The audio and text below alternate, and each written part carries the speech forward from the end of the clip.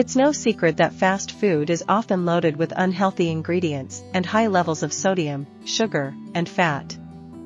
However, there are many healthy alternatives to your favorite fast food meals that can satisfy your cravings without sacrificing your health.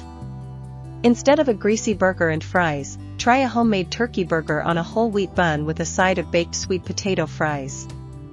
Craving pizza? Opt for a whole wheat crust, loaded up with lots of veggies, and use a light amount of cheese. Love fried chicken? Try making a healthier version by oven baking a skinless chicken breast coated in whole wheat breadcrumbs.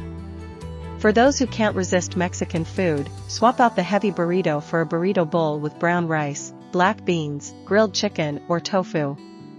And plenty of fresh salsa and guacamole. And if you're a fan of Chinese takeout, consider making a healthier version at home using lean protein, plenty of vegetables, and a lighter sauce.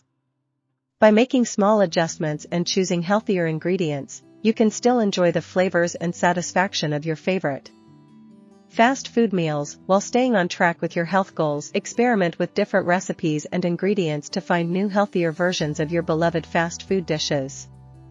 Your body and taste buds will thank you.